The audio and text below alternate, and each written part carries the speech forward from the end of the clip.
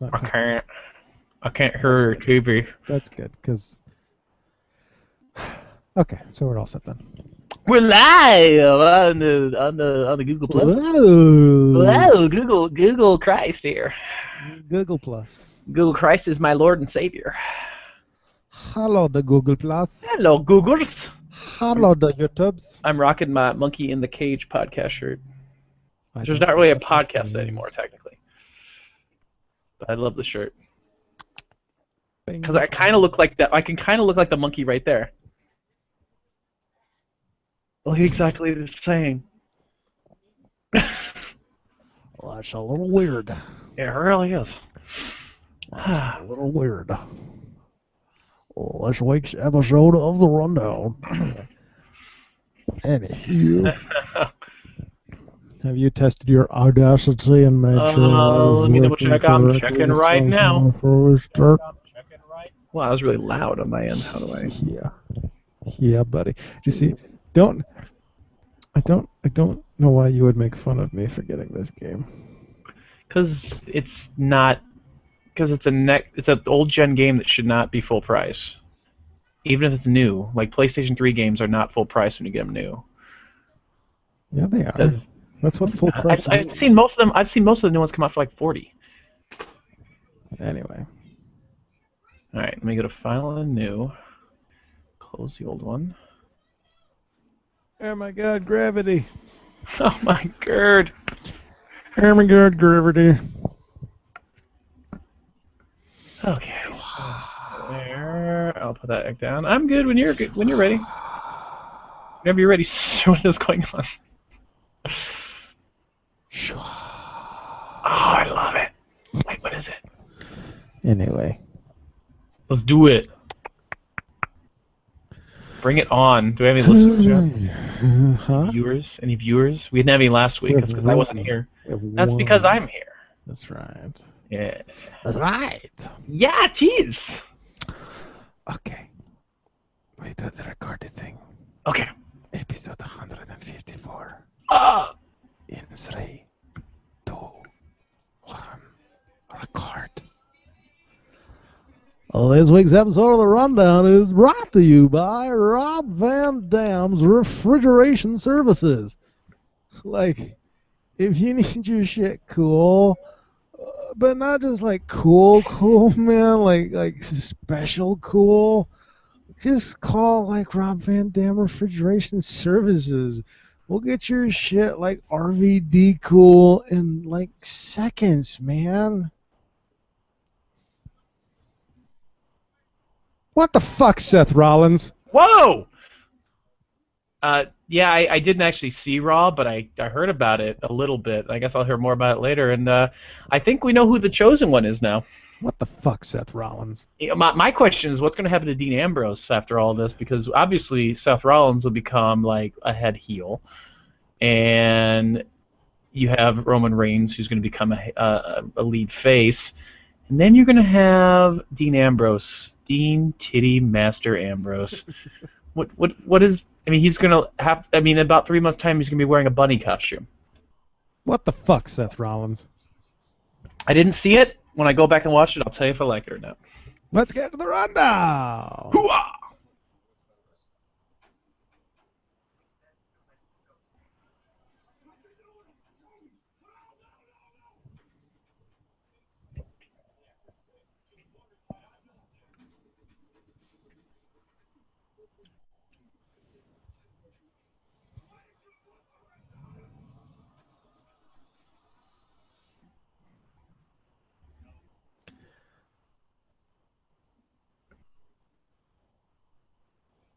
I'm guessing if you want more live interaction, you might want to actually mention on the podcast when you record live each week so people can tune in instead of just hoping that they happen to be on Facebook at the time. Free tip, Cox!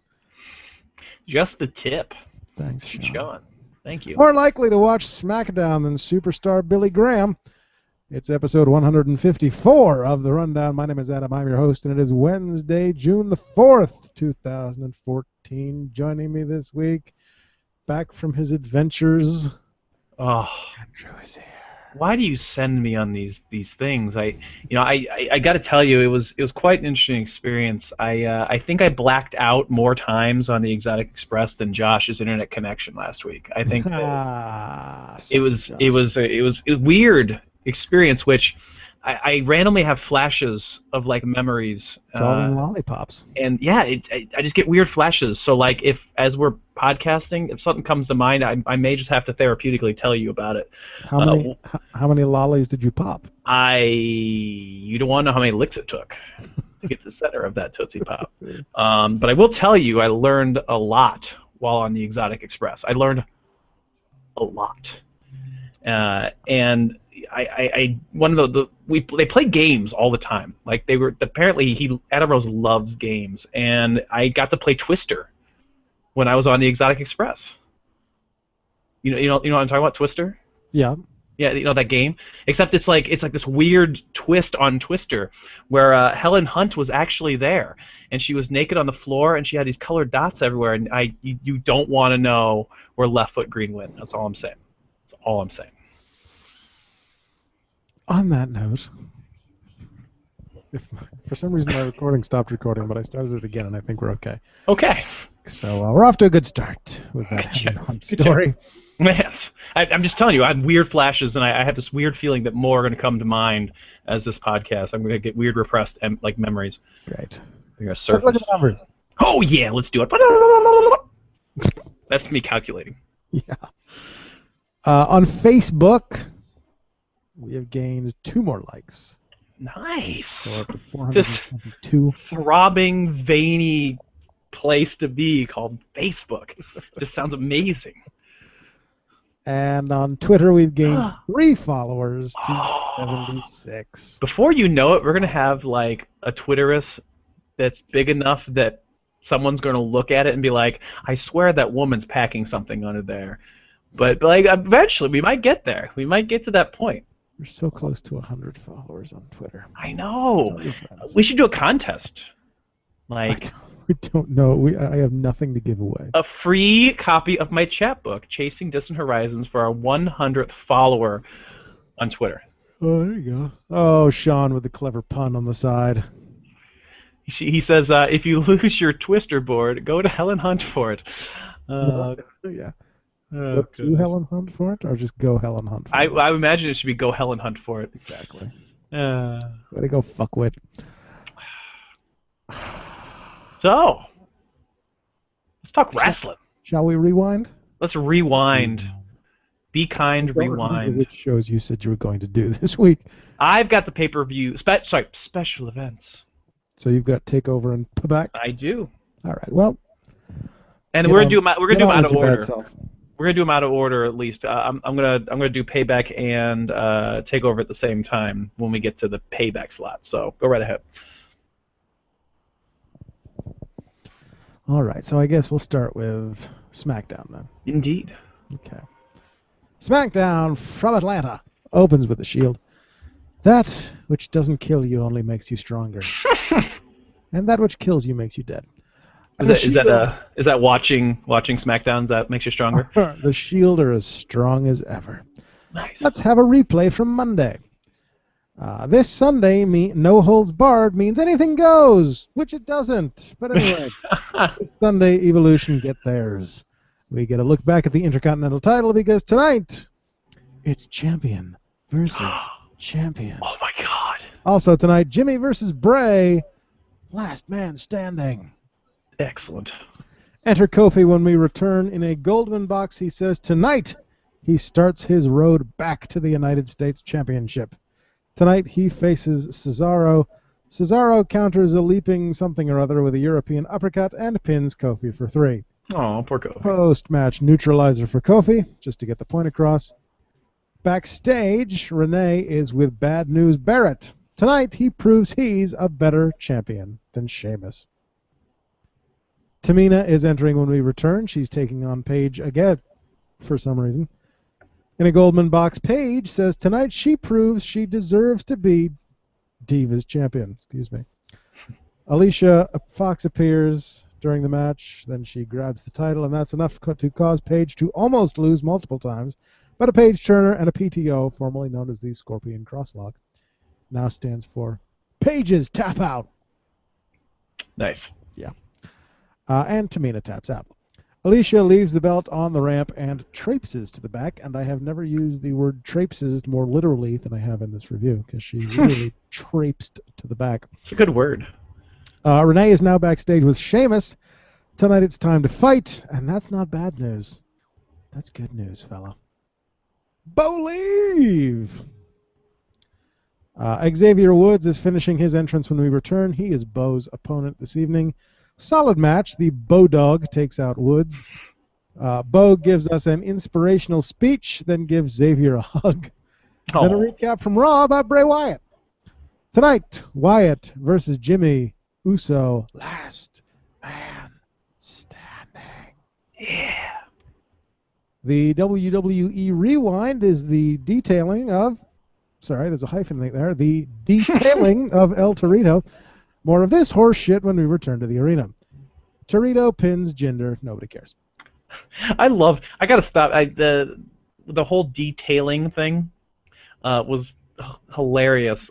On the pay-per-view when they were getting prepared and he was dressed up as like the Bulls, for the Bulls obviously being in Chicago. I just laughed because it's taped on. Yeah, and I just love it. I thought it was like the funniest, most witty. It's like it's growing back. It's like amazing. Yeah. I didn't watch the pre-show. Oh, I did. I was getting food. And also I didn't give a shit. So fair enough. There's that. Yes, the detailing of El Torito. Yes. Torito pins Jinder. Nobody cares. Now we take a look back at the United States Championship, where they continue to insist that this United States Championship traces its lineage back to the WCW United States Championship. It doesn't. I mean, it technically kind of does. Not really. That championship was merged into the Intercontinental Championship before the Intercontinental Championship was retired for no reason. Well, and then they brought it back, but so that means it draws its lineage from the old United States Championship. I doubt it. Everyone knows PTO actually stands for Paid Time Off. Must be Page's tribute to AJ Lee. Bodog is a gambling website. You can probably make a lot of money if put down some cash on Bo ever actually doing anything noteworthy in the WWE. Sean is mean. Sean is mean tonight. That's really loud. Wait, what? I don't think my microphone is picking it up. My wife is watching a movie and it's very loud. I think you're good. When we return, Paul Heyman is on commentary as it's time for Champion versus Champion. Oh my god. Sheamus pins Wade after a brogue kick. Fuck the Intercontinental Championship. Post-match, Sheamus intimidates Paul, who screams, "I'm an advocate! I'm an advocate! I have children!" Backstage, that's what? Backstage, yes. Backstage, Renee is with the Usos. Despite Jimmy's taped-up ribs, he's ready for Bray Wyatt tonight. The WWE Extreme Moment is Titus versus Big E from 4 weeks ago on SmackDown. What? Titus is already in the ring when we return to the arena. He is facing Big E tonight, surprisingly. During Big E's Super American entrance, they take us back to Big E attacking Rusev on Raw and announcing the match for Payback. Before the match can begin, Lana appears. She talks about flags. Whoa! She demands that they stop chanting USA because that always works. She then brings out Rusev. Big ending. Thanks for coming, Titus. They flag at each other until we go to promos. Wyatt, Uso, last man standing. 48 hours before a last man standing. That's not overkill or anything. Adam Rose versus Jack Swagger is next. Because Wait. Did you just say Adam Rose? Did you say Adam Rose? Yes. Oh my god. I'm having flashbacks again. Furry bingo. Oh, no, it wasn't bingo. What was it? No, it was furry chess. You ever heard of furry chess? No. It was really weird. He has this, like, on the bus, he made this chessboard. It was really small. I mean, it's a bus, so like you had to like kind of, it was really condensed. We're really standing close to each other. We all had to pick out our favorite animal costume, and then we played chess, human chess. And every time you took a piece, well, things happened. I was out pretty early. I don't remember what happened next. I bet you were. The Rook came after me. It was an actual Rook. I was dressed as a horse for a night, and it was not. Oh my God! So I continue. Adam Rose versus Jack Swagger is next because we figured no one would actually want to watch it on pay-per-view. Zeb's at ringside. When we come back, Swagger's in the ring. We go back to Raw for the Americans kidnapping the Lemon and Rose winning anyway. Enter the Revelers. Enter Adam Rose. Adam pins Swagger in the most awkward and unbelievable way possible. Oh God! How? Swagger's on his back. Oh God! Shoulders down, legs over his head. Rose. God! This is exactly what happened in the game of chess. Oh God! Rose has his feet in Swagger's knees and is in basically a push-up position. Yet somehow this is enough leverage to prevent Jack Swagger from being able to kick out. Okay. Physics.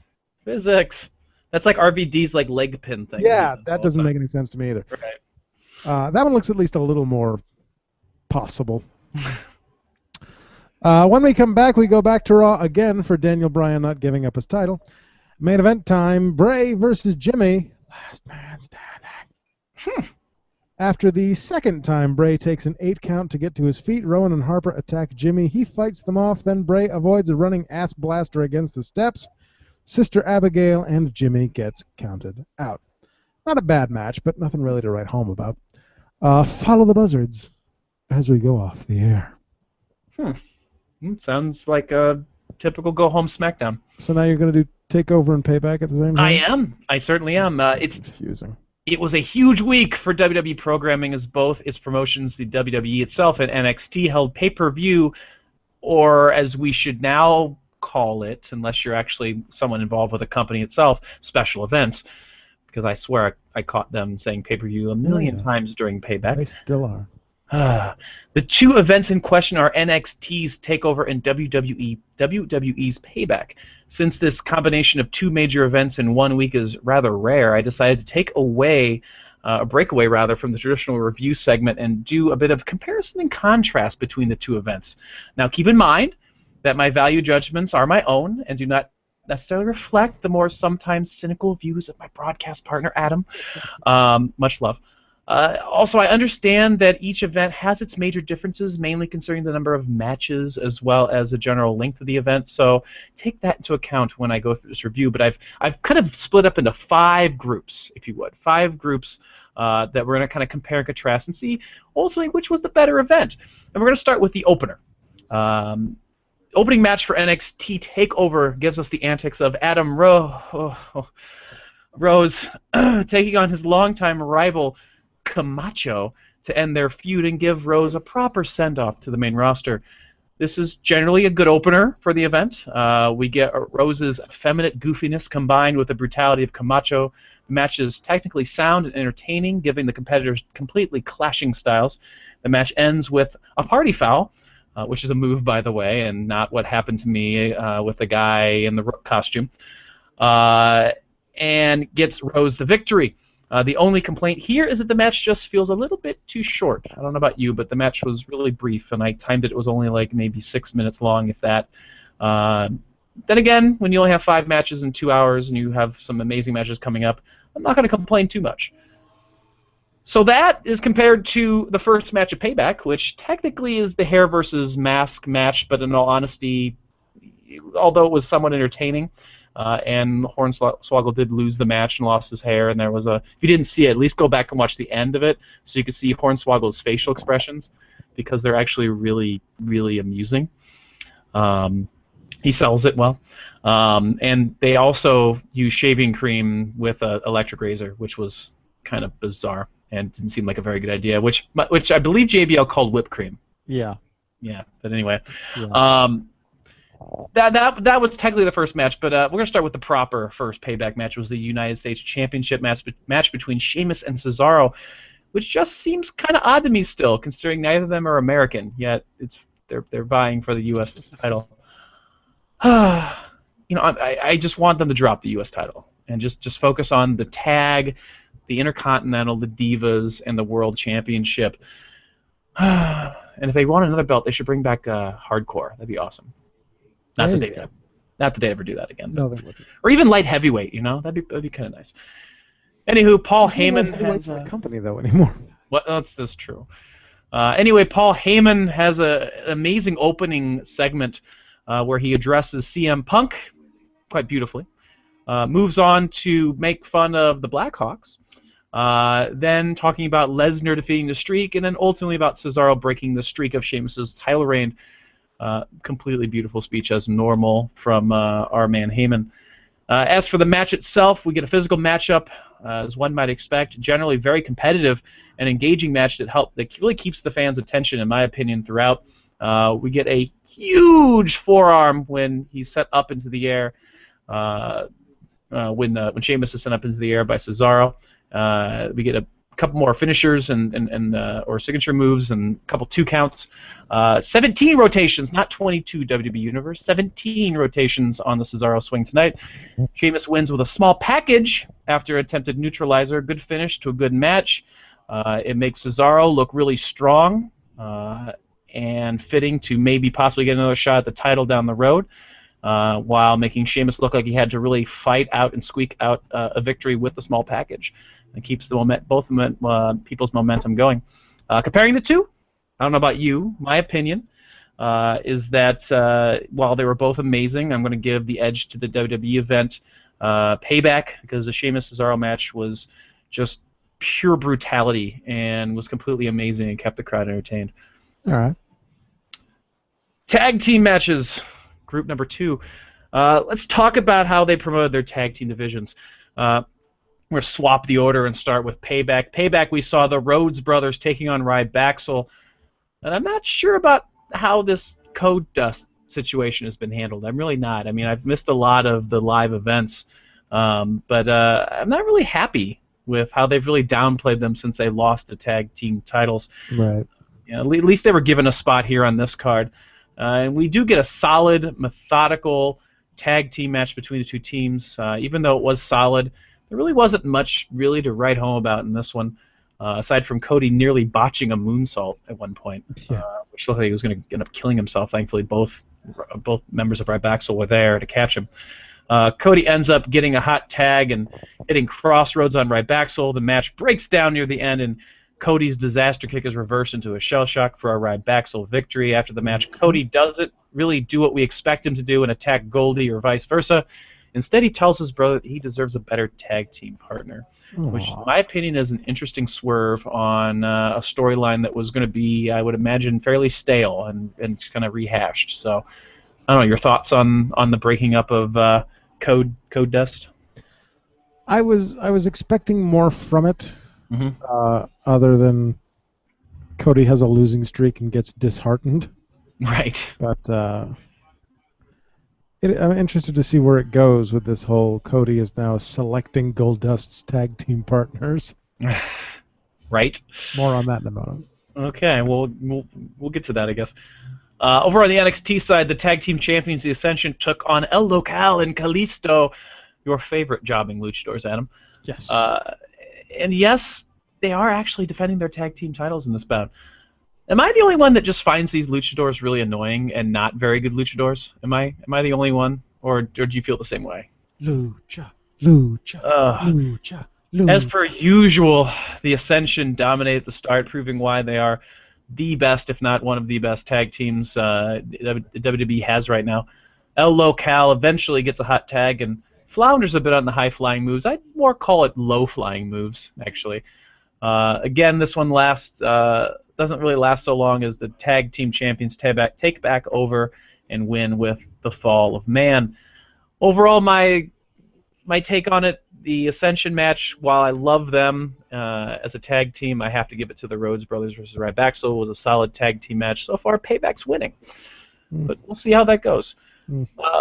This next category gets a little messy because I consider this category the mid-card matches. And we have a lot of mid-card matches on Payback, which I'm going to go through kind of quickly because I didn't really like many of the mid-card. Their cat is creepy as shit right now. I didn't really like many of the mid-card matches on Payback. I was wondering how long I can hold him like that. Oh, there we go. Nope, he's done. There we go. What? I want to go back and watch that video where he apparently freaked out or something last week. I just remember hearing that part.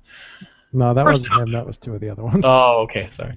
First up, it's Rusev versus Big E on Payback, and I'll start by saying that I really like the general idea of putting these two in a match against each other. I do. They're big. It's a way for Rusev really to prove himself, and to be taken much more seriously for defeating someone as big as Big E. That being said, the match itself wasn't great. I think the best part of that match was the pre-match game of who can wave their flag the hardest. They both are awful at waving flags. Yeah, it was bad. It was really bad. The most memorable thing aside from that I remember in particular was Big E diving through the ropes to the outside, and the fact that the fans were chanting "We want Ziggler," which is great. Rusev eventually wins with the accolade. We get a short match, about 4 minutes minus all the garbage before the match, and not all that impressive. Right. You want to clean up the side there real quick? Yeah, we do have a little bit on the side here. NXT TakeOver, where you can watch the young guys while they're still over before they go to the main roster and are greeted with complete silence. It's Sean. So true. Josh chimes in his special Josh way with special event, yeah! I'm worried that Adam Rose will go to prison for killing his drug dealer and dismembering his corpse. That's just weird, Josh. That's weird. Cody deserves a better tag partner. No, Goldie deserved a better tag partner. Finally, we get the return of Ted DiBiase Jr. Yeah, good luck with that. He's a dad right now. He is a dad right now. I'm gonna go turn that light on. I'll be right back. Okay. You keep talking. I'm gonna continue on. The second match of our mid-card for Payback, we're almost treated to a Bo Dallas versus Kofi Kingston match, which I honestly think would have been really, really good. Unfortunately, we didn't get the match as Kane comes out for no reason whatsoever and destroys Kofi Kingston. The only saving grace to this match, or lack of match, I should say, is that Bo gets on the mic, takes Kingston's hand, and tells him that he'll be back on his feet, and better than ever, as long as he and the rest of his fans believe. Believe. Yeah, so there was that. Up next after that, RVD versus Bad News Barrett, which is really not too bad. Unlike the other two, we get a fairly competitive match out of these two individuals. Before the match, Barrett has, of course, some bad news. Those that want to see RVD leave as champion will not, because after tonight, he won't get any more paychecks. Tonight, the Bullhammer puts Old Yeller down because he's BNB. Feel the cadence of RVD. While better than Rusev versus Big E, this match seems to lack some excitement until near the end. Which I don't understand because they're both amazing wrestlers. I think the biggest problem for me was there wasn't enough build-up to this match, like at all. Like there was nothing. There was no animosity, no heat, no anything going into this match. They had to beat the clock 2 weeks ago. Right. And then made basically no mention of it until the pay-per-view. Right. So I mean, what do you expect, right? Maybe this will be the start of a feud between them. I don't know. Anyway, the match does pick up, like I said, near the closing moments. Too bad we couldn't get more of this during the rest of the match. Knees into the gut of a flying RVD, followed by the Bullhammer, picks up the victory for the Intercontinental Champion. We get the Stephanie Brie Bella Goatface segment, which, in my opinion, was a complete waste of fucking time. The only good thing about this is that apparently Brie will be off of our television screen. And Steph does get in a really good rebuttal to the CM Punk chant that starts. Oh my God, that was an amazing ad-lib. It was a great ad-lib. It was fantastic. Also, after watching it back, Stephanie, I believe did not pee her pants. No, she did not. It was the rumor that was going around. Yes. I watched it back a second time, and it was not piss. So there you go. Anyway, on to the actual mid-card match, in my opinion. The best of the mid-card matches for Payback. That would be Bray Wyatt versus John Cena.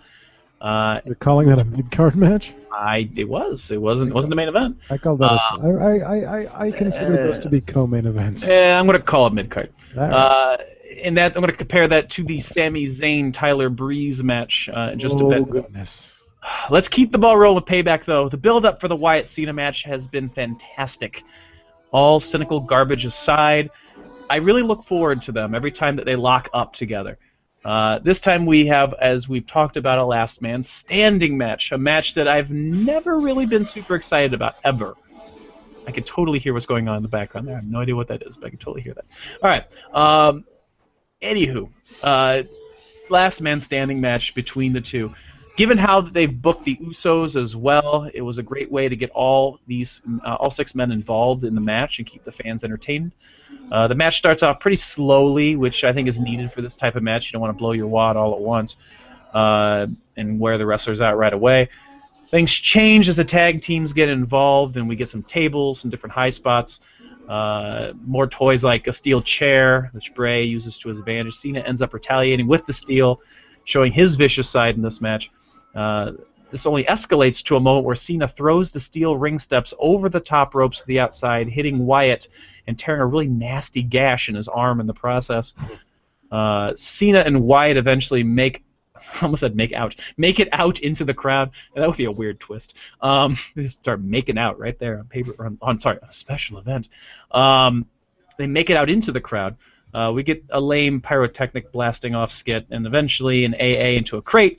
Cena wins by pushing over a second crate and then standing on top of it, keeping Wyatt down for the 10 count. Now, before you go off on how lame that was, before you do that, stop. I think it played out perfectly, personally. It makes Bray look strong still. Doesn't make him look like Cena destroyed him and kind of killing his momentum. It gives Cena a controversial victory and possibly prolongs this rivalry, which I would like to see go one more time. In all honesty, I would. I'd like to see it go one more event.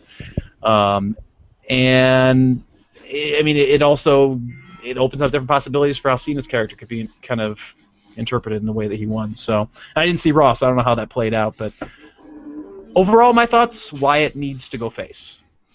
He's got to turn face within the next month or two, because you can't have him being so over with the fans and have this go on with him being like a cult leader. It's just, I mean, it's not going to work. So he's got to go over somehow. We need to turn the tag team against him somehow. Go with JR's idea from his podcast. If you haven't heard that, go listen to his podcast. I won't explain it. But yeah, I mean, overall, I think it was a good match. I know your thoughts. I'm just annoyed at another bullshit ending to a John Cena last man standing match.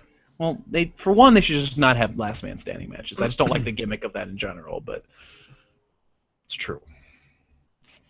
On the side, Josh says, if you have seen or read Party Monster, then you will know what what I was talking about, I imagine is what he meant to say there. Just put it plainly, Adam Rose is the king of the club kids of WWE. I don't get the reference. Just saying, I don't get the reference. Nope. Sean says, Brie Bella may be fired, but she can just get implants and pretend to be her sister. That's so true. She totally could. This is her chance. Would they still pay only, they pay them half then? I just wish that Brie would have taken Oksana and Alicia. Oh, Oksana. No, don't take Alicia Fox. I like Alicia Fox. Back over to TakeOver. On the other side of things, we get the counterpart match here, the mid-card match, #1 contendership for the NXT title, featuring Tyler Breeze and Sami Zayn, both of which sport brand new theme musics, which are both really stupid in my opinion. Although I do like the nod to kind of making Breeze out to be the next Shawn Michaels. I like the fact that he's singing his own theme song. That's kind of cool. One thing. Maybe the new theme music means they'll be brought up to the main roster soon. Maybe that could be. I don't know. They need more time. But that's just me.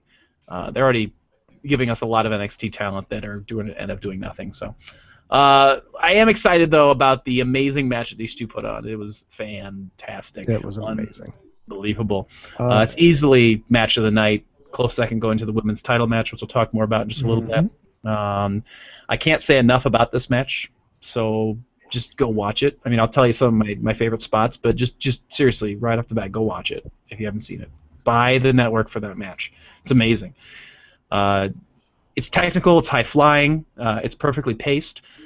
Some bright moments include a suicide flip over the ropes to the outside twice on Breeze by Sami Zayn. A big-time Blue Thunder Bomb for a near fall, a spot where Zayn is in the corner holding the middle rope, is pulled up high into the air by his legs from Breeze, who then catches him in the air and hits a beautiful sit-down power bomb. I can't, it's hard to describe. It's just, you have to watch it. It's weird.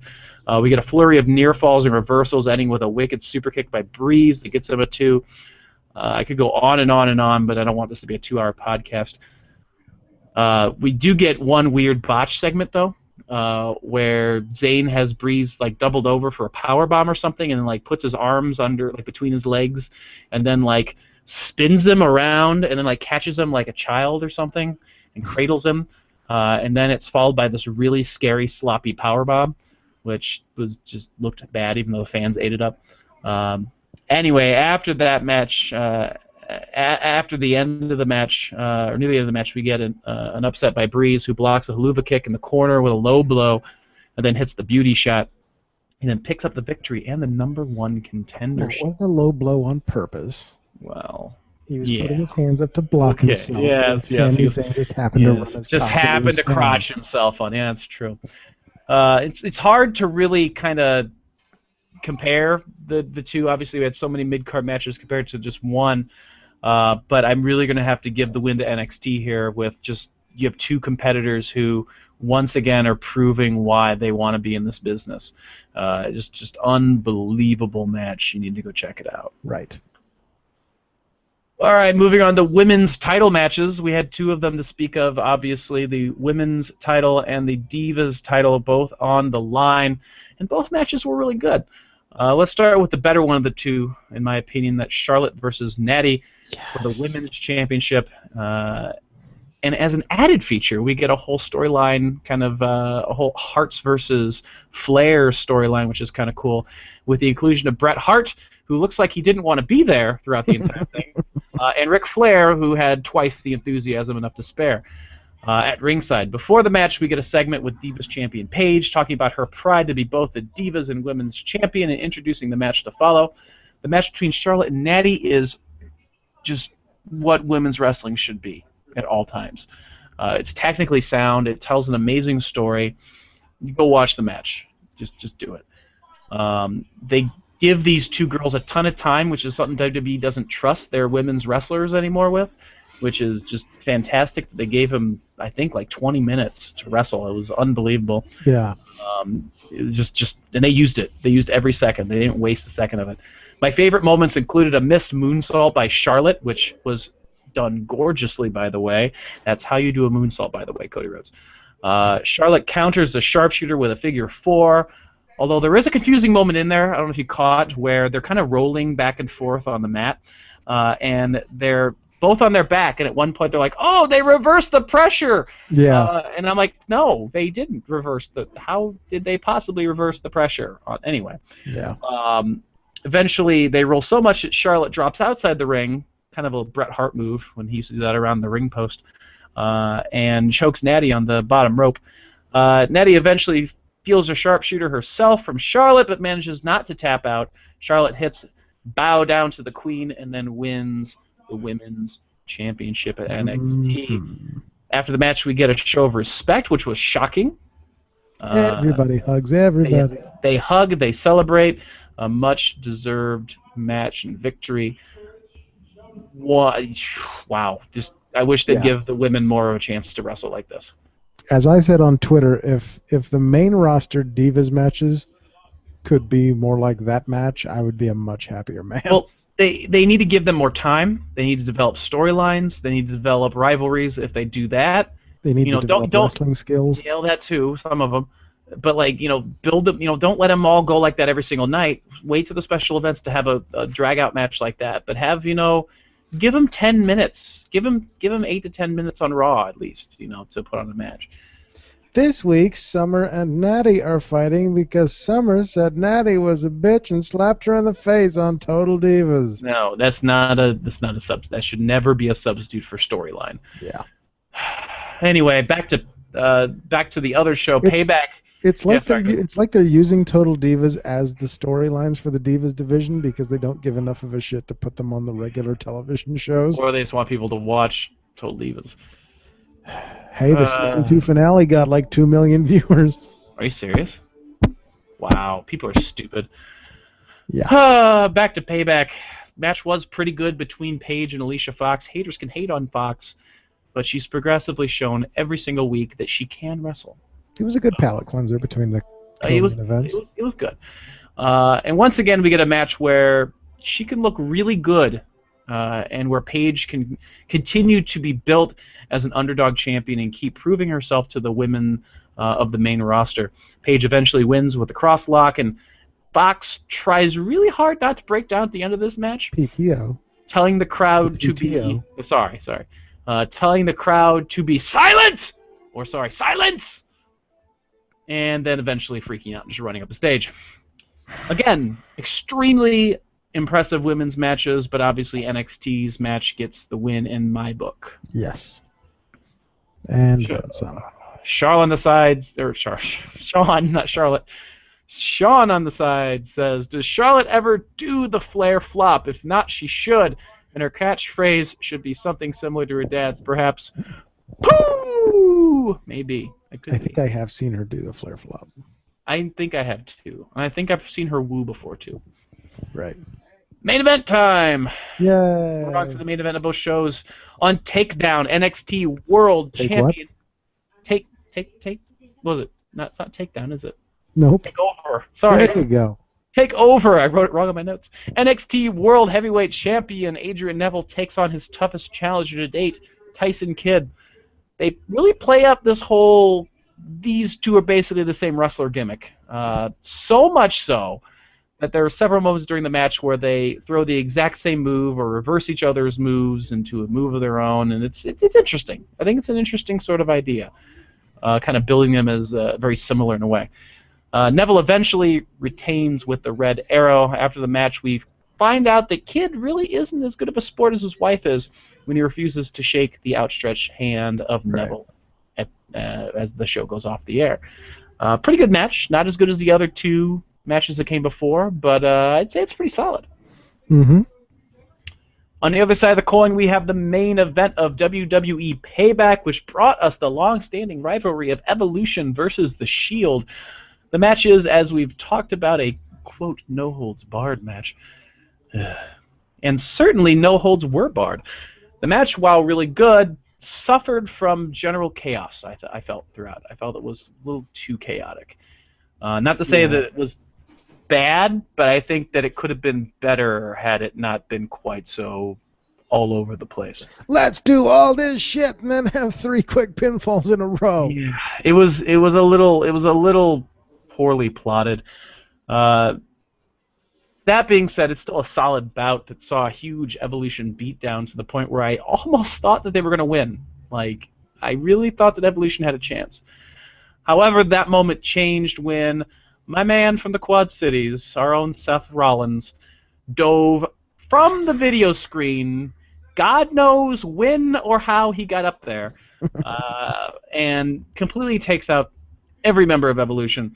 They eventually make it back to the ring, and one by one, each member of the Shield takes out a member of Evolution, and we get a 3-man team, complete no-elimination win by the Shield. Completely awesome and completely misguided during the match. I would have liked to have seen more match in that match. I would have too. There was not enough match in that match. Josh on the side says, "Whoozy," maybe. He also says 2 days after finishing up the school year, and Andy can't get his writing straight. It's also 2 days since I've had to, like, I haven't had to really do anything, and I totally forgot I had a dentist appointment today, and they called me. They're like, you have a dentist appointment today. I'm like, oh my god, I'm so sorry. Zach Paulette, our good buddy Zach, says, "Queef." It doesn't quite have the same ring to it, but Josh responds with, "Poon." See what you've done, Sean. Oh, see what you've done. Thank you, Sean. Now we're going to put up with that for the rest of the show. Sean says, Rollins almost killed himself to take out Evolution. Wow, he must really hate those guys. More on that later. Put side by side, I'd say that both matches were pretty much on par with one another, but the pure chaos of the Evolution Shield match, I think, while disorienting, does put it, I think, ahead of the NXT match, just because I think the star power was there as well. Overall, both shows were fantastic. I felt that Payback was just a bit poorer due to some segments that just seemed out of place or just shouldn't have been there at all. That being said, they also had more content to fill. I'd probably give TakeOver an A- for the purely amazing wrestling matches, minus the opener and the tag match. Payback earns a solid B in my book due to some great matches mixed with some sleeper segments. What did we learn from this little experiment? I think we've learned that NXT superstars just want to prove themselves more, and they put on the better matches. That's just me. So what are your any takeaway thoughts from both shows? I graded very similarly. I was just a little more kind than you are. I gave TakeOver an A+ and Payback an A-. Wow. So A+. it was. I enjoyed every moment of that show from top to bottom. You would be one of those teachers that like all the students love. They're like, I just turned in my assignment and he didn't even read it and just gave me an A+. Hey now. No, I agree. They were both really good events. TakeOver was fantastic. It was a good event. It really was. Yes. I don't know if it was quite as good as Arrival, but it was damn good. I never actually watched Arrival. What? Go watch it. I know. I'll admit to that. Seriously, go watch it. Arrival. It's not like you're paying for the service or anything. So. Queef J. Strongbow was a legend in this business. Oh, my God. Queef J. Strongbow. Chaos always wins, says Josh. It's true. It's true. That brings us to Raw. That brings us to Raw. Go ahead. Yes. We open Raw with a recap of the elimination match. Then enter Evolution. Hunter insists that this is not over. This won't be over until the Shield are no more. Wow. No more. That's haunting. No more. No more. Sorry. I don't think you got that reference. Right. I didn't. Batista, I didn't get that one. It's from Doctor Who. Anyway, Batista seems a little grumpy. He doesn't give a shit about this whole Shield nonsense. He wants his one-on-one title shot from the Rumble, and he wants it tonight. Oh. Which is a problem. Because he can't really fight the champion. They bicker. Batista, who, I will remind you, never quits anything, quits. Up next. He's quit the WWE? Yes. Oh, awesome. Was he in a wheelchair? No. Damn it! In the ring when we return, Sheamus and RVD, their opponents are Cesaro and Wade Barrett. In a Goldman box, Wade says that we may all enjoy the 5-star frog splash. The only person seeing stars tonight will be Rob Van Dam. His material's getting really lame. Yeah, I know. He's running out of juice. Heyman is on commentary for this match. Heyman eventually pulls Cesaro out of the ring to avoid a brogue kick. Then he and Cesaro just kind of leave. Brogue kick as the illegal man and a 5-star frog splash. And good night, Wade Barrett. Tonight, the Usos take on Rowan and Harper again, and it's still not for the tag team championships. On the app, Byron is interrupted by Damian Sandow wearing a Pacers jersey and saying he's not Damian Sandow. Right. Okay. Enter Lance Stevenson when we return. I have no idea who that is, but apparently something to do with the Indiana Pacers. Sean, do you know? You can post on the side there. Go sports team, go. He fucks around with a basketball until the Big Show interrupts. Damian eventually gets KO'd. On the app, Byron is with Kofi. Kofi quotes Martin Luther King Jr. Seriously. Oh, interesting. Tonight, we might actually get Kofi versus Bo. Let's see what happens. That'd be awesome. The crowd livens up the match by chanting, Bo's ring. Bo's... I'm sorry. No. I'm being told they were chanting, boring. Oh. Boring. Poor Bo. A slightly botched Bo Dog pins Kofi. Props to the guy with the come aboard the Bo train sign. We flash back to the top of the show for Batista quitting.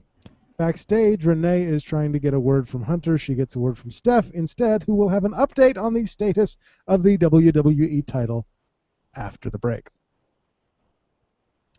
On the app, Byron shows us something else that happened in Indianapolis. Hogan getting screwed by the evil Hebner. How can there be two Dave Hebners? Good times. Justin introduces Steph when we return. Steph enters tonight not wearing a dress that'll make it look like she peed herself. At Money in the Bank, if Daniel can compete, he will defend his WWE World Heavyweight Championship against Kane in a stretcher match. Otherwise, he'll be stripped of the title, and the Money in the Bank ladder match will be for the championship. Nice. I hope he's injured. I really do. Me too. I don't want to see that stretcher match. John Cena then interrupts for no reason whatsoever. Blibbity, blobbity, Steph's a spoiled bitch. No one person is bigger than the title, except for him almost the entirety of CM Punk's title reign. Herp de derp de titty joke. Here's another segment that's going on for way too long. Tonight, Cena goes one-on-one against Kane. Right now, just because he was being an asshole. Kane's explosion after Stephanie leaves. That match is next. Josh says, and thus Dave Bautista leaves the WWE to promote Guardians of the Galaxy, only to return months later ready to kick ass and wearing Mickey Mouse ears while doing it. Okay. Mouse has got him by the balls. Lance Stevenson is a player for the Pacers who is trying to get in LeBron's head during their recent playoff series. He put his hand over LeBron's mouth and blew in his ear to try and mess with him. Basically, it was Kelly foreplay. And A+, TakeOver was the most perfect wrestling show in history of ever. Suck on that, WrestleMania X7. Yes, suck on that indeed, WrestleMania X7. On the app, the match begins. Kane ends up losing by disqualification because that's how everyone wanted this match to end. Cena looks like he's about to get the shit kicked out of him, but he magically recovers and throws the stairs at Kane, not nearly as well as he threw them at Bray Wyatt the night before. Kane then gets pissed. We then get a third recap of the opening of the program. And Batista on the app afterwards. Renee is with Randy. He says he and Hunter are totally on the same page. Tonight he has a match against Roman. Again. You heard it here first, folks. Adam is rooting for Daniel Bryan's injury to be very serious. Not very serious, just serious enough that we don't have to have a stretcher match at Money in the Bank. I love it. I love how I'm always against Daniel Bryan, and now, like, when you turn, you're like, I hope he's dying. I hope he can never move again. God, I hope he broke every bone in his body. And I'm just like, I think he's a little too over with the fans. I just think he's a little overrated. You're like, no, bury him. What an ass. Are you done? Yeah, I think so. On the app, Tom is with Nikki Bella. Stephanie appears to say that her match is now a handicap match. Time for Los Matadores versus 3MB, episode 452. Oh, Lord. It's Mack and Slater representing 3MB this evening. Torito steals Hornswoggle's afro wig, and Slater gets rolled up and pinned.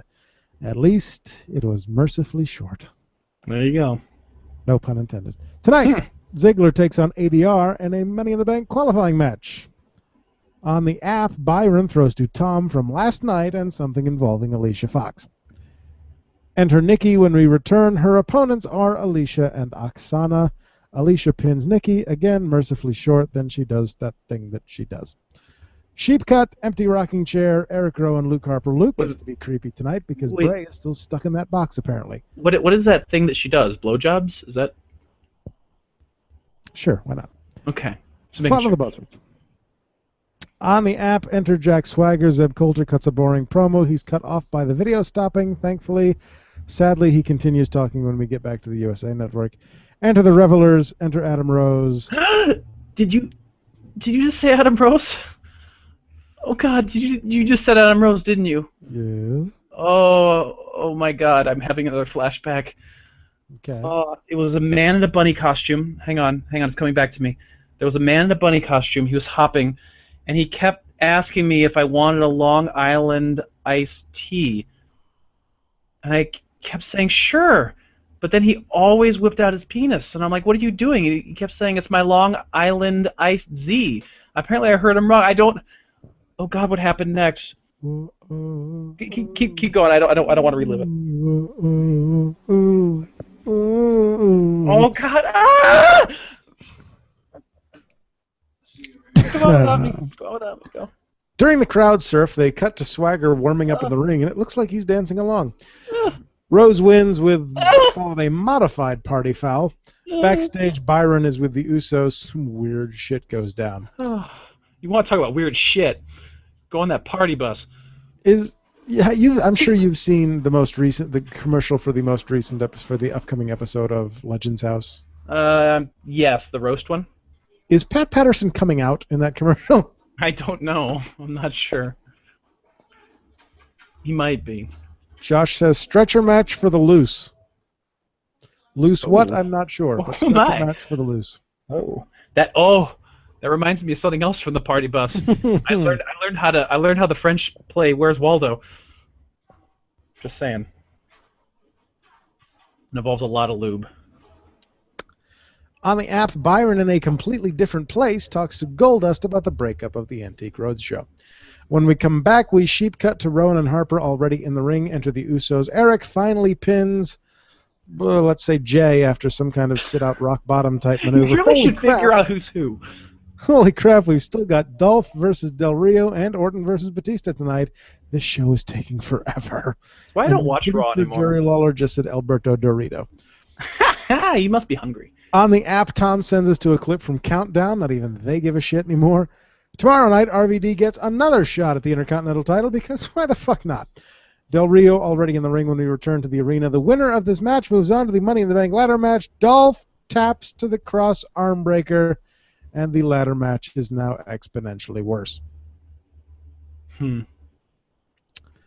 Adam Rose, when he watched the Paige Alicia Fox match. Yeah. On the app, Tom Phillips is with Rybasshole after their match last night at Payback. Again, they apparently don't give a shit.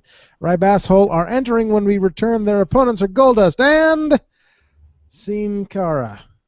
What? Wow. Why can't Goldust just fight on his own? Torque Facebuster, good night, Sin Cara. Up next, more cheap heat for Rusev. So do you think that they're going to do this thing where Goldust is going to have bad partners every week, and then it'll eventually lead to a reuniting of the brothers? I don't know. It might happen. On the app, Tom and Hornswoggle.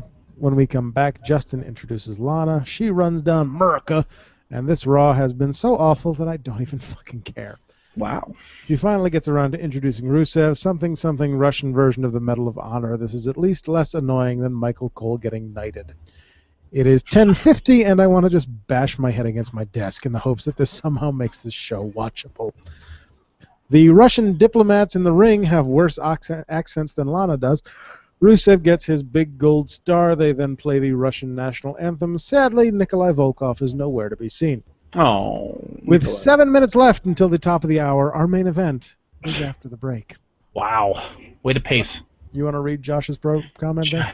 Josh says, Andy became the pivot man in the Exotic Express circle jerk for the win! I vaguely remember something like that, yes. On the app, Thomas with Paige. She has a match with Cameron, or maybe Naomi, Thursday on Superstars. Bray Wyatt returns! Okay, hang on. Friday You on could SmackDown. easily tell the difference between those two. Yeah, but they weren't actually there. They were just talking about it, and I don't know which one they said. Okay. To be fair, I guess that's fine. But I was gonna welcome to the fourth fucking replay of what happened at the top of the show and on the say, app. joy. It is 10:59, and the Shield are just entering. Dean's got a microphone. Seth has a microphone. Roman has a microphone. I'm just so bored and tired by this point that I don't even care what they're saying. Roman calls out Orton at 11:02. Oh my Hunter God. enters with a sledge, so Seth grabs some chairs. Hunter says there's always a plan B. And plan B is apparently Seth's chair being destroyed over the backs of Reigns and Ambrose. Well, I certainly don't get it. Why? Seth then gives Orton his second chair, and Orton continues the beating. I don't understand. I kind of like it, though. And here's why. Because obviously they've been pushing Roman Reigns for so long. And obviously the fans are they just love him, and he's so over with them. And they're like, oh, he's so cute, I want to make him my boyfriend. And it's gotten to the point where the Shield can't exist much longer as an entity. It could. We knew it was going to happen eventually. There's going to be a breakup. It probably would have happened earlier had they not turned them face. And it's showing that the WWE understands which one of the remaining two is the better. So there you go. I mean, that's just my thinking, and it'll lead to a match between Reigns and Rollins, and it'll be an amazing match. And there you go. I have no idea where I put that. Anyway, that's the exact same thing Adam Rose said to me while I was on the Exotic Express. Gross. The new Evolution, maybe? Yeah, no, I mean, stand tall. You knew they had to have someone to replace if they're gonna keep the Evolution gimmick going, if they were going to, which why wouldn't you? Because it's actually making Randy Orton relevant again somewhat. I mean, they're gonna have to bring someone else in, and what better way dramatically to bring someone in than to pull apart the unit? You know, you have. Well, I'm sure we'll be seeing some tag team matches with Seth and Orton versus the remaining members of the Shield. So it'll be good. I'm looking forward to it. I don't know. That's just me. He can pull. I think he can pull a heel off. He'll be good. All right. Sorry, I somehow lost the ending to my main event recap. I remember what happened because I just watched it. While you look, Josh on the side says Goldust's rotating tag team partners is a better gimmick than his Tourette syndrome, which is true. That is very true. That says Tourette's syndrome. Oh yeah, that's. Zach says, or the artist formerly known as Goldust. Don't want to see him in a diaper ever again. Agree. And Sean then says, while Seth was annihilating Roman and Ambrose with the chair, is there any truth to the rumor that he was yelling, "Iowa Pride, bitch"? Yeah, I think that's probably true. That's probably true. So we move on to main event. Main event. Where we are live in Cincinnati exclusively on the WWE Network. Tonight, RVD gets another shot at the Intercontinental title for some reason. And we start with Bad News Barrett. It's a horrible shot. Sean, real quick, Sean says, Andy just uttered the phrase, pull apart the unit. Didn't China have that procedure done? On Sunday, Wade hit RVD so hard he became delusional, and then last night he only won because Cesaro left him high and dry in the tag team match. Somehow this means RVD has earned another title shot. RVD has a tiny dinosaur-sized brain. He walks around repeating his initials over and over just so he can remember who he is. Well, tonight he's got some bad news for Rob. After yet another bullhammer, the only use the world will have for RVD is to become a cast member of The Walking Dead. RVD! RVD! That was weird. That sounds weird. Something about zombies, anyways. RVD then appears and kicks him a couple times. Barrett escapes. Someone will get theirs later on tonight. Last night, the main event of Raw. Made no sense. We'll recap that and the WWE title situation. Plus Goldust teammate. Tonight is Kofi Kingston. Do you know what a zombie teacher says? Grades. I like that. That was good. Sorry, continue. Byron and Tom welcome us back, then send us back to Payback for Brie quitting and Raw for the title match announcement. Enter Goldust, as mentioned before. Cody's choice for partner tonight is Kofi Kingston. Their opponents are Rowan and Harper, who are back to teleporting, sadly. Harper clotheslines the hell out of Kofi after a good match, and the losing streak continues. Not sadly. Teleportation is like one of the coolest powers ever. Nightcrawler, duh. The Wyatts should not be teleporting. No, it's awesome. I feel that they should always be teleporting. Like while they're wrestling, they should just like blink around the ring. It'd be amazing. No. Yes. Oh, come on. You cannot honestly tell me that a teleporting wrestler would not be the coolest thing in the world. If not, then you are lame. But not the Wyatts. That has nothing to do with their gimmick. They could change their gimmick. They could paint them blue and get them little forked tails, and they could have El Torito as their manager, and it'd be fantastic. Stop talking. No. I come up with good ideas. Harper goes backstage. Renee is with RVD. Something.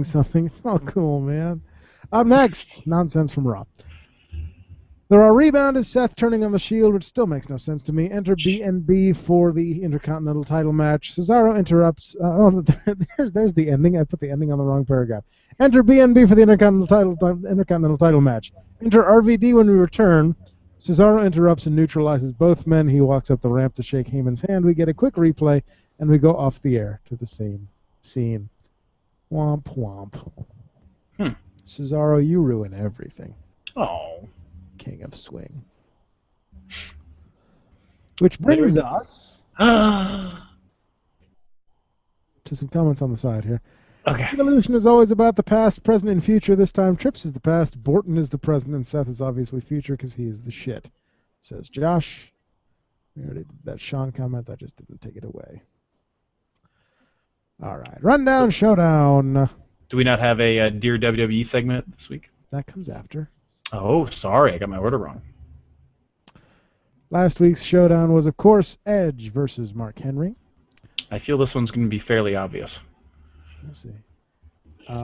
First comment just says coin flip results. We don't know who they voted for.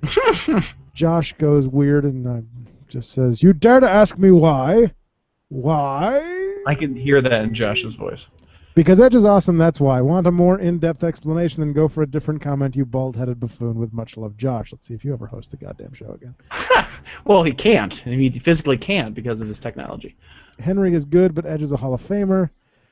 Mae Young and the Bloody Hand, septuagenarian sexual chocolate. Oh. The rated R superstar is clearly better. After all, he had live sex on Raw with Lita.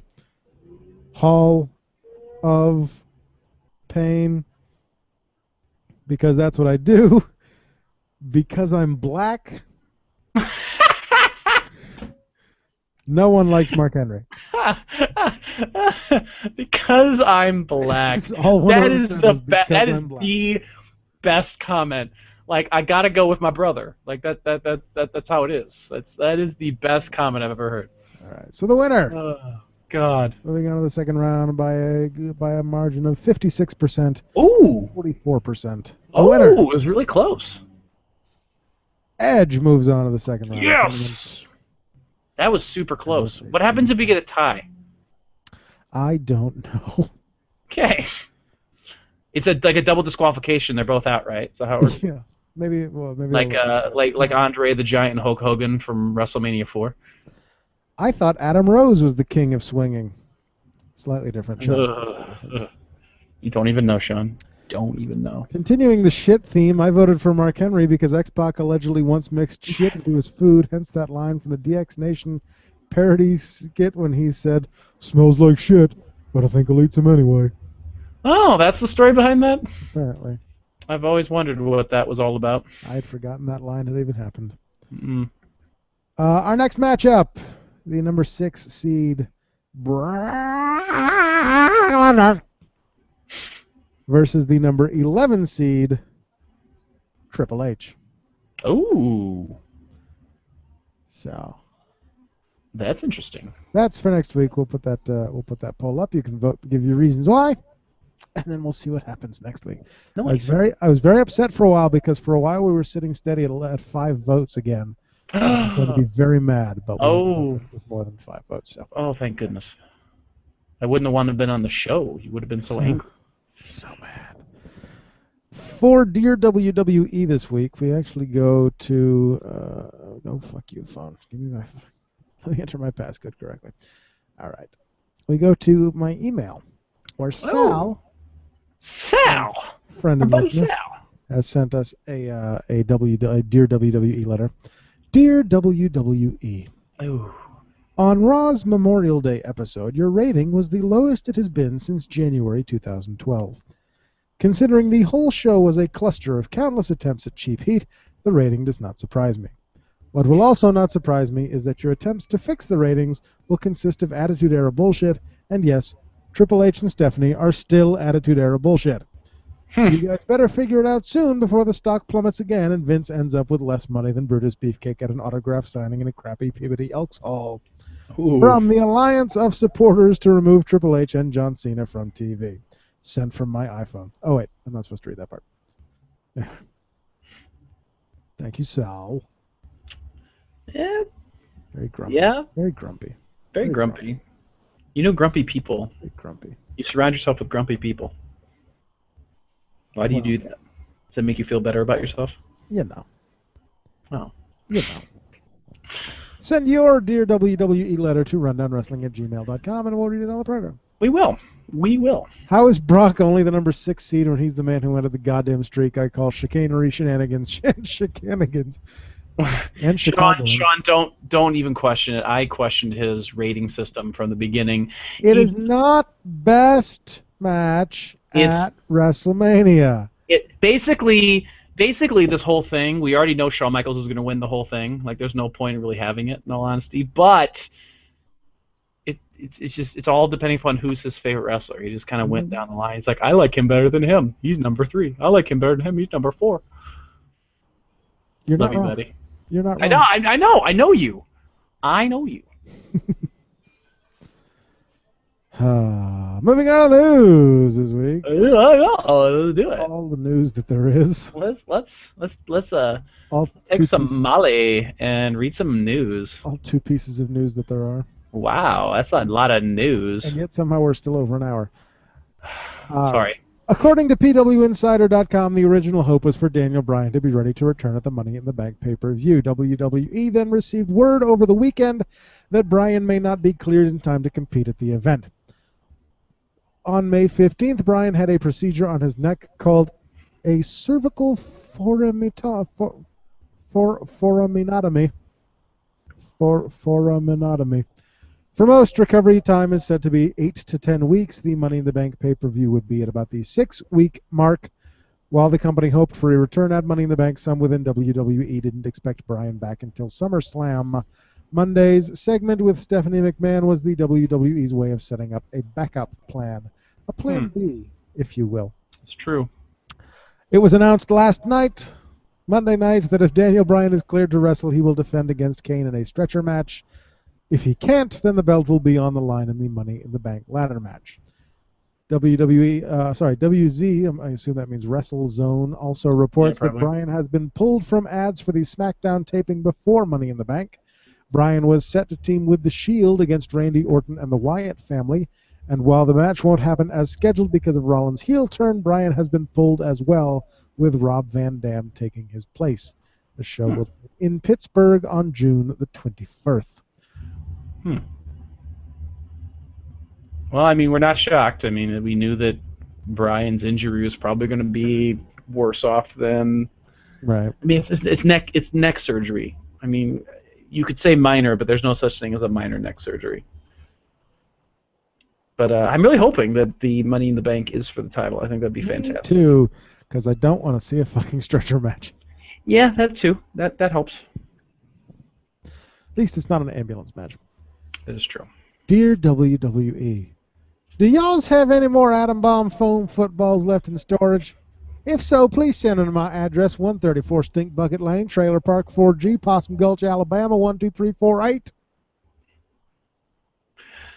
Now everyone knows your address, Sean. Way to go. Sean, way to go. Do y'alls have any more of them foam footballs? We're gonna play some football in the backyard. I have an XFL football in my trunk. Of course you do, because you're freaking lame. I don't think I don't think Vince McMahon or any of the XFL players have anything at all reminding them of that. You're the only human being ever. Next. I gotta make it good, because they're only one. Let me think here. Wah sha sha sha sha sha sha sha sha. You're welcome. Finally this week. Oh man. WWE has released a new fan council survey with over 30 ideas for a new 3-disc WWE DVD set. Oh boy. They include... Oh my god, all 30? Here we go.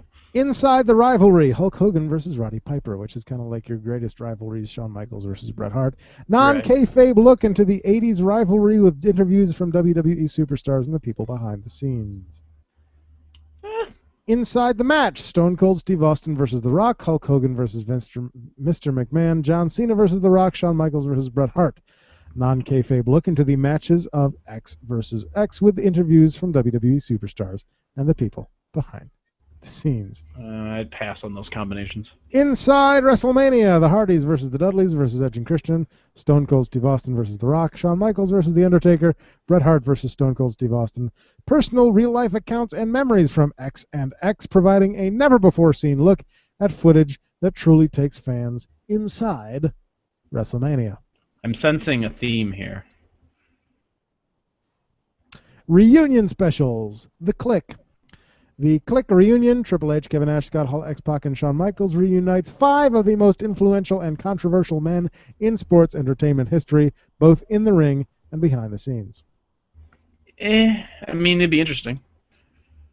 All Access. Daniel Bryan, The Wyatt Family, The Shield. Follow a behind-the-scenes journey in the life of X on his road to WWE superstardom, like Journey to WrestleMania Daniel Bryan or HBO's 24/7 Mayweather vs. Pacquiao. Pass. One-man show. Ric Flair, Chris Jericho, The Undertaker, Stone Cold Steve Austin. Hear the personal tales, life lessons, and never before told road stories in X's own words in this intimate stage show. That I'd probably watch. WWE reveals. Ooh. The Owen Hart story. After dark. Gary Oh, wait, Lawler, sorry. Andy Kaufman, The Curtain Call. In-depth look at the X story, controversial moments in WWE history in and out of the ring, plus 2 bonus discs of matches. That's too soon for an Owen story. I don't like that idea. I'm intrigued by the Curtain Call one, though. That would be We've never interesting. done anything official about that. Yeah. I think a special about Jerry Lawler and Kaufman would be interesting. No, I think that would be kind of neat, actually. Documentaries. Sting, Hulk Hogan, DX, Andre the Giant. A 90 to 120-minute documentary on the personal and professional life of Jesus. X, like ESPN's 30 for 30, plus 2 bonus discs of matches. All right. It also lists 11 concepts for match compilation 3-disc sets. Greatest debut matches, Iron Man, Daniel Bryan, Chris Jericho, Booker T, Kurt Angle, JBL, Cesaro already, Wow. Randy Orton, The Rock, Ron Simmons, Booker T, Junkyard Dog, R-Truth, and Kofi. Nice that they lump all the black people together. That's so racist. And the best of the United States title matches. Okay. No comment. Keep going. Or is that it? Oh, wow. Sean says, I'm still holding out for a 3-disc Best of Man Mountain Rock DVD collection. Oh, yeah. Man Mountain Rock. That's And Sean amazing says, music I have right the there. world's largest collection of He Hate Me jerseys. I think all it would take would be 1, and I don't even have 1. So there's that. I don't get the reference, but that's He okay. Hate Me was an XFL player. Because they were allowed to put whatever they wanted on the back of their jerseys. You know, Adam, One guy put He Hate I Me. don't watch sports that much, and I definitely wasn't going to waste my time with the XFL. On Just that saying. On that note. That does it for the rundown for this Wednesday, June the 4th, 2014. Yeah. 93 days since the Usos won the WWE Tag Team Championship. Sweet. This Sunday, Sunday. for free, Whoa, I like free. APW is performing at Haverhill Kids Fest in Haverhill, Massachusetts. Nice. I think the first show is from 12 to something, and then... No, hang on. The first show is Way to from, have your stuff figured out, dude. the first one is from 10 to 12:30, and the second one is from 2 to 4. Oh, okay. Something like that. Or something like that. Yeah. It's free. Who gives a shit? Lucky Pro Wrestling Star Clash on Friday, June 20th. I won't be there in Hudson, Mass. So make sure you go because you want to deal with Adam. APW on Saturday, June 28th at Triton High School in Haverhill, I think. I have to look at the event page again. And then Saturday, July 12th at the APW Arena at the Newbury Fire Hall in Newbury, Massachusetts. And then Lucky Pro Wrestling with Summer Sizzle in Clinton, Mass. That's a good Clinton, Mass. On Saturday, August the 9th. Liberty States off for the summer as usual. We return in October. For more details, go to AtlanticProWrestling.com, LibertyStatesWrestling.com, and of course, LuckyProWrestling.weebly.com. Weebly.com, yes. SCW's got In Your Bar at the Beer Stube Bar and Grill in in Moline, Illinois on the 7th. That's this weekend. Admission is $5. Bell time is at 9 p.m. They also have Unbroken, which I again think should be called Fixed. Always spay and neuter your wrestlers. Admission is $8. Doors open at 6:30. Bell time at 7. That's June 21st at the Walcott Coliseum. It's not really fixed. Walcott, It's Iowa. more whole. Yeah, perhaps. Sean on the side says, really? The Owen Hart story? I'll buy that one if they have an actor playing Owen and narrating I'll buy the that story only from if they have an actor playing only if they have an actor playing Owen and narrating the story from heaven. Yep, that's me. I was alive back then. Boy, those sure were some good times. That's messed up. Sean also says, your prize for listening to the entire podcast, 10 additional minutes of plugs. Speaking of plugs, Adam, can I get my plug in right We're now? not there yet. Oh, can I? You're further down on the list. Great. That's very nice of you. I'm just going to wave it then. You just sit there with your thing. I'm just going to wave it. Follow us on Twitter at Rundown Podcast to join me as I live tweet Raw. I'm not the best at live tweeting, but I do my best. I give it the old college try. Send your feedback, send your Ryback theme song, send your catchphrase suggestions, send your fake sponsor, send your real sponsor, send your Doctor Who creator wrestler templates for Pertwee through McGann, send questions for me to answer, send your dear WWE letters, and send me just a note saying you want my address, and I will send you a link to my Amazon.com wish list because my birthday is coming up. Or you can just send me a Best Buy gift card so I can get a new computer. Because that's still a thing that needs to happen. Like us on Facebook at facebook.com/rundownwrestling. Do it, fuckers. If you want to make a donation of the monetary variety, go to rundown.podomatic.com and click on the PayPal button on the right-hand side of the screen. The show is free for you, not free for me. Please help. Yeah, do it.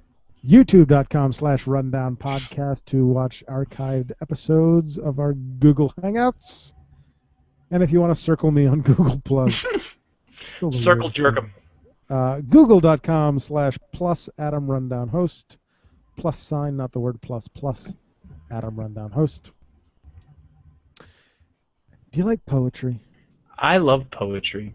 Do you want to get a cheap chapbook of poetry?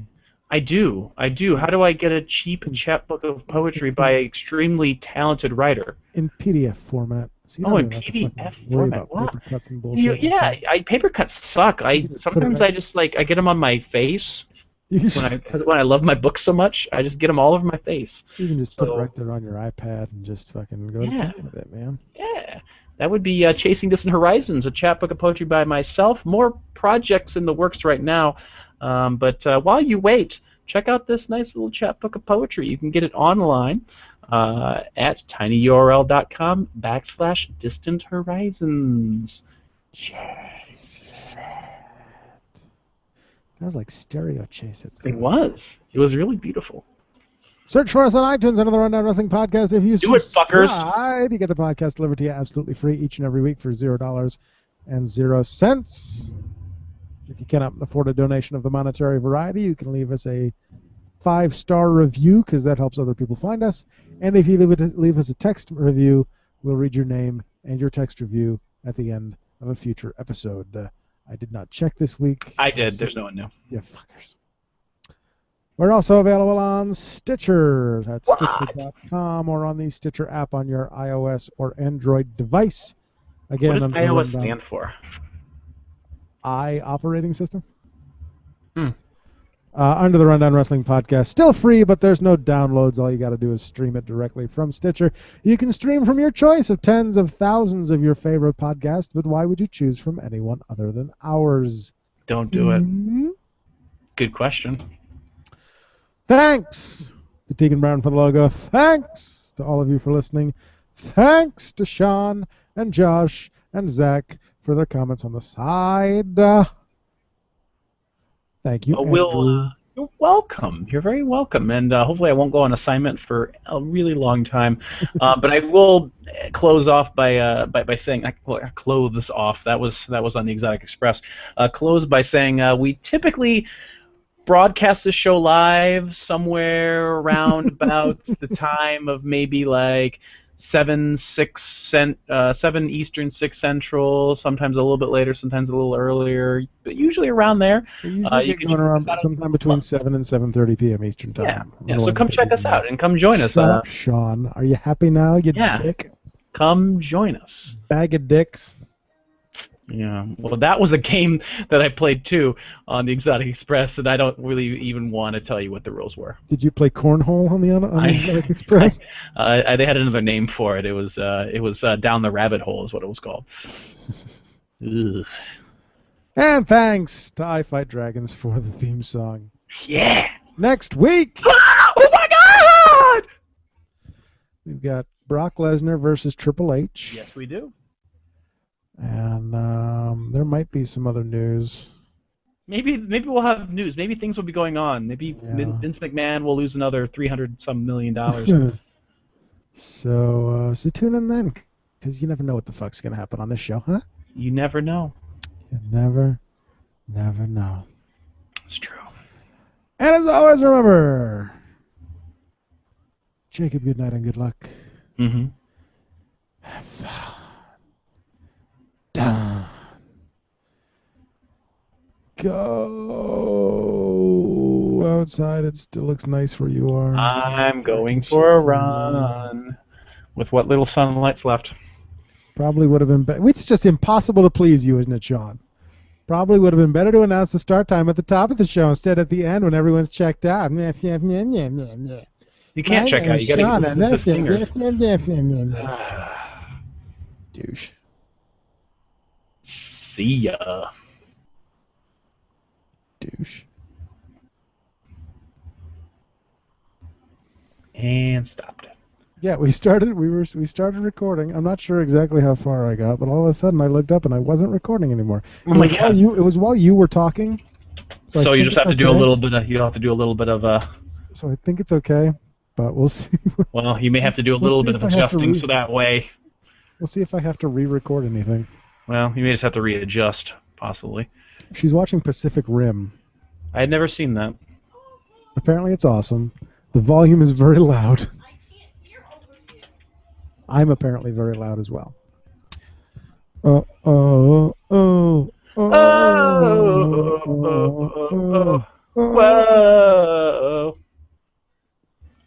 Okay.